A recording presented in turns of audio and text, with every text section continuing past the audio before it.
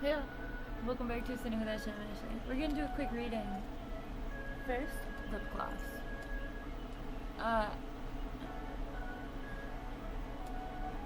Ooh, wait. Should we turn this into a wig me? Oh, nah, we'll do a reading. Okay, let's do these two.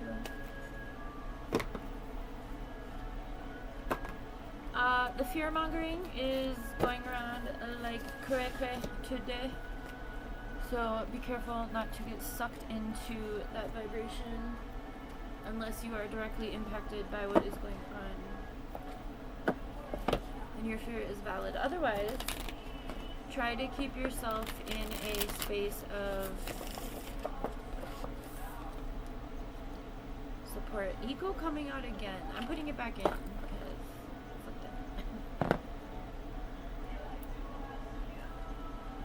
Our ego is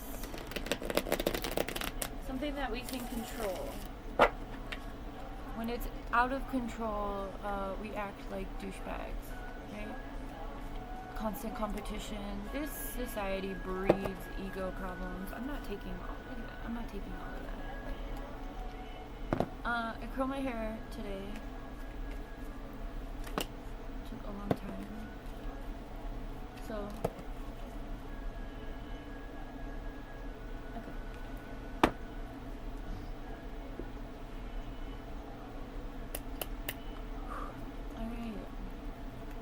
same shit, different day.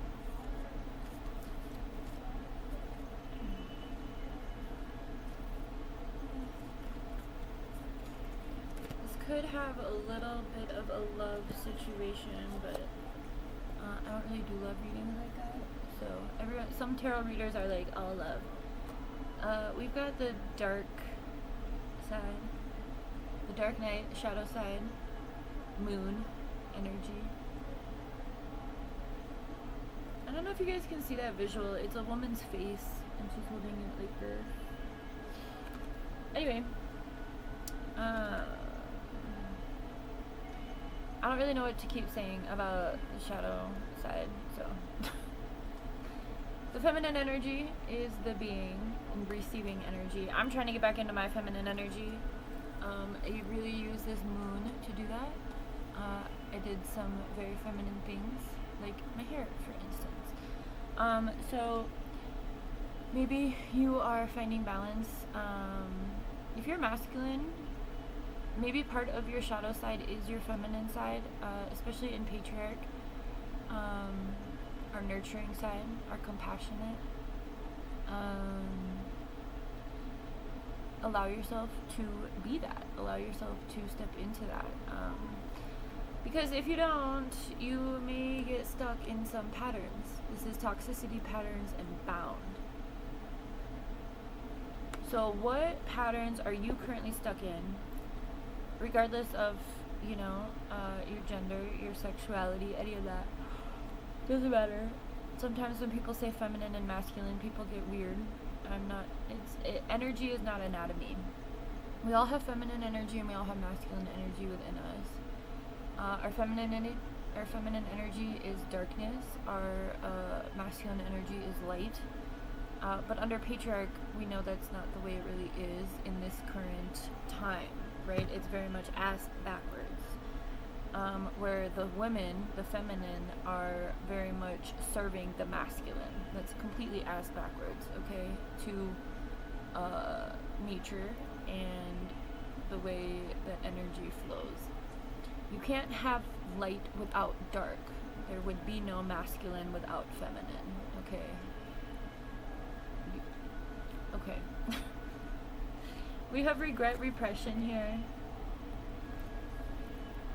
What are the other shadow aspects? We have healing our inner child, which I think is one of the best things we can do as adults, as big people.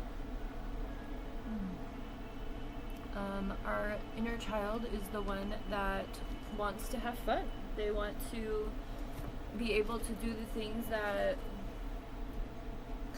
bring them joy, right? So within this society, we don't usually get to do a lot of that because of work, because of constant pressure, because of bills, because of this regime.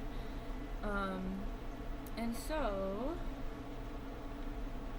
I have a college course starting this week if someone signed up, and I'm not quite ready, so I just emailed the college to see if anyone signed up. I feel like probably no one did, which is good, kind of, because I don't really feel like doing that right now. It's still too hot. Anyway, healing your inner child is the process of taking yourself by the hand and kind of reparenting yourself, which is a term that a lot of millennials have normalized as we've become parents, recognizing how fucked up our own parents were, like not doing that to our kids. That's one part of inner child healing, but another part of it is just allowing yourself to, I'm getting Daria right now. The show Daria. I don't know, I haven't watched that since the 90s, but allowing ourselves to do the things that we loved as a child. And I think a lot of us millennials really are still in that chasing nostalgic energy where, because we had a childhood left of innocence without internet and surveillance, I mean, we could do whatever the fuck we wanted. Our parents didn't know. It was so fun. We sure as fuck didn't put it on the internet. We didn't even really have the internet like that, but I feel like because of that, like, we're this, like, bridge generation. I don't know why this is turning into a generational conversation. I don't really like generational conversations because there's so much strife in them. I feel like it's just another divisive tactic, but I feel like millennials are this bridge from that old world. I mean, Gen X through millennials, because Gen X too was at the cusp of, 8-track tapes versus cassette tapes versus VHS versus CDs. They also lived through all of these certain milestones of technology, and I think that's just a big deal for our inner children, right? I don't know. So what was it that you, what was it that you wanted to do when you were older? And now that you're older, have you done those things? If not, do it. That's going to heal your inner child. Like me, I gave myself a bunch of really stupid tattoos yesterday of all the things I love. It's like a little map of who I am. I've always wanted a sleeve. I did not think I would be giving myself a horrible sleeve. I wanted it to be cuter, but I'm leaving this part open for a professional, and I'm just kind of doing, mostly because I can't reach that or see it. I have to tattoo without my glasses. But anyway, so like, what is it that you want to do? Another thing is like reclamation. Was like, I did my hair the way I used to do my hair like this every fucking day. It takes like an hour and a half to do my hair like this. When I was working in corporate America. So, we have this self-care energy here. So, I mean, along with healing your inner child, what are other ways that you can take care of yourself? Those go hand in hand. And allow yourself this growth, this summer process of growth, because it will lead to this, epiphany and breakthrough of what it is you really want, what it is that you really need to release, surrender, and purge, so that you can really form this solid structure that you want, right? And then at this point, stop avoiding avoidance and stalemate. Stop avoiding what you truly desire. Just go for it. And that was the reading yesterday, was make it happen. I did charge these cards in the moonlight, but like right now our planet is begging everybody to create, and we're up against this global fascist regime. So it's like literally like there's no time left except now. Like, fucking do it. Take it. We do have chemistry and passion here.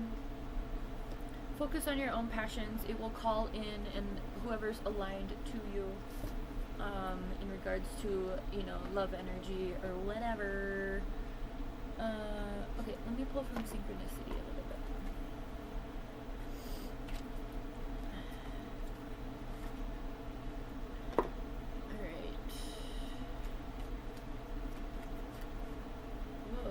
Eagle. Eagle in the spirit animal. Oh, I have to finish spirit animal today. We've got 5 more, and I just want to get it done with because that was a really hard series for me to be disciplined on. Let's just finish that shit.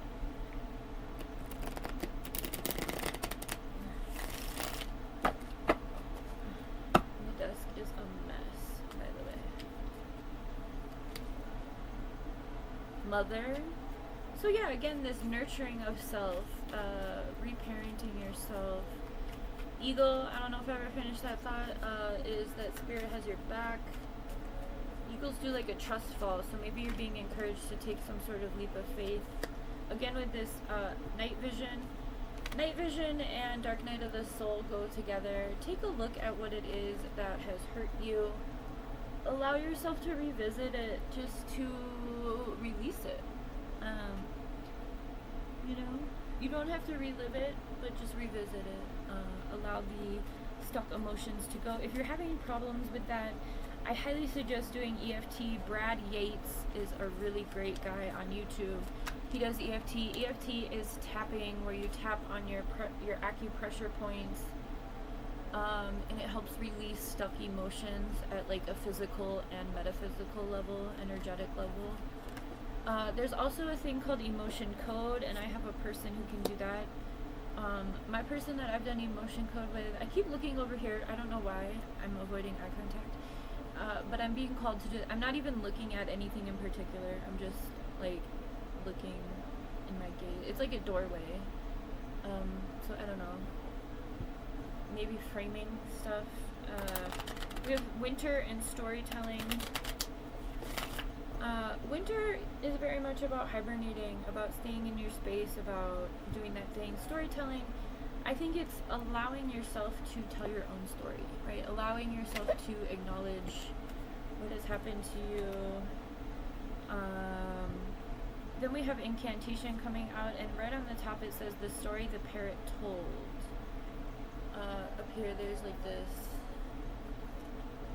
the story the parrot told, coming out right after storyteller. Incantation is very much about spell work, magic. Affirmations are a form of that. I'm doing a daily affirmation project right now, and we can end this reading with the affirmation too. Communication. Maybe you have there could be a throat chakra blockage. That's something I've been really working on. We have Raven coming out. Raven is about believing in magic. I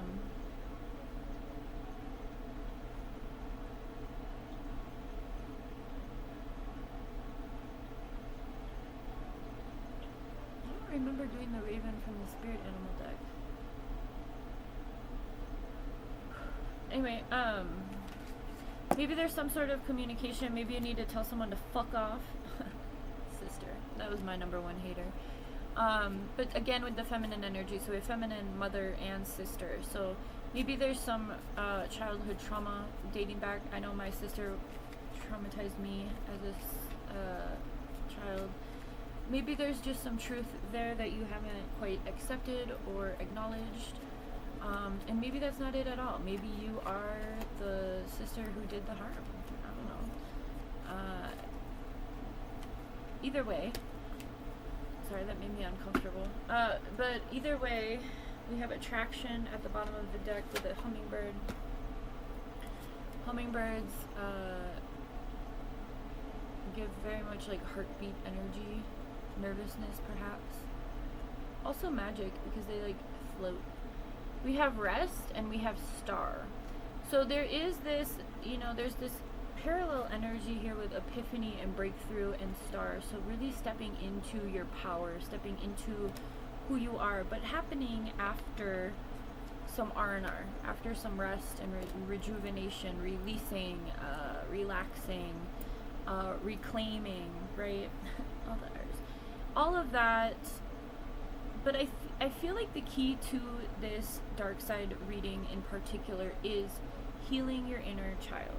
And I've done a lot of work on that. There's a playlist, Daily Decolonizing, Integrating Your Shadow playlist. I think there's a Shadow Work playlist. There's a Chasing Nostalgia playlist, which is about childhood stuff. There's also a playlist about breaking cycles, which could help you even just acknowledge how your family treated you if you weren't treated correctly. or still aren't as a child or an adult, whatever. I'm a black sheep. I don't talk to anyone in my family. They can all fuck off. So I get it.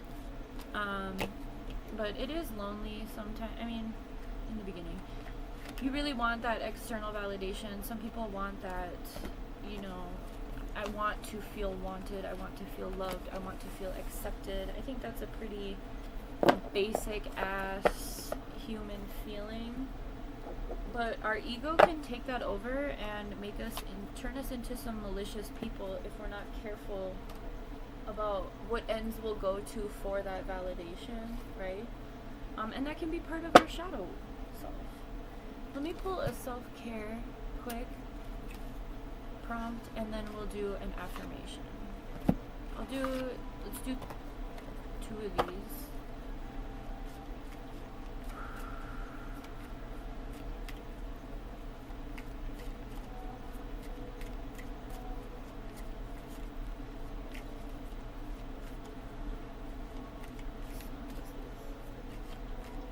This video is creepy.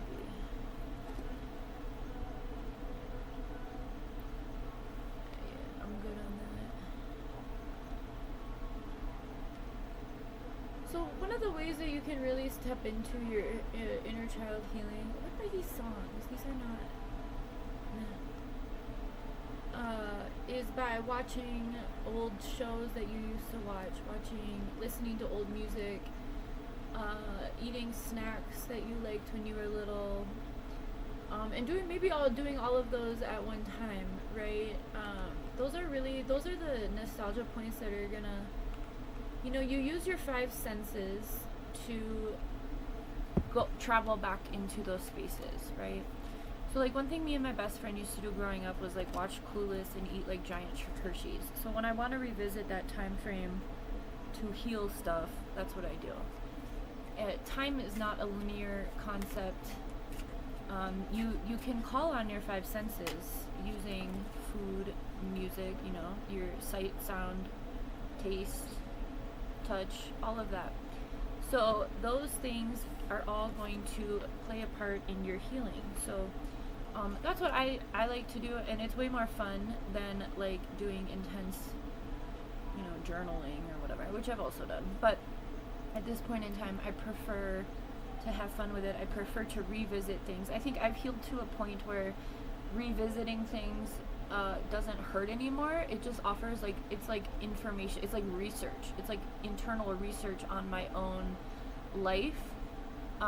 It doesn't come with emotion at this point in time because I've healed from that. I mean, sometimes I still get pissed, but not really, you know, not really. I mean, triggers still happen, but as far as like going back in time, I've gotten to a point where it's just like anything else. When you look at a book and you're like, oh, that's an interesting fact, right? Like, oh, that's an interesting thing that I didn't remember until right now, right? It's not really like, oh my god, you know, I'm not placing myself in that space again. I'm just reading it, essentially. Hey, babe. Okay, we have peace.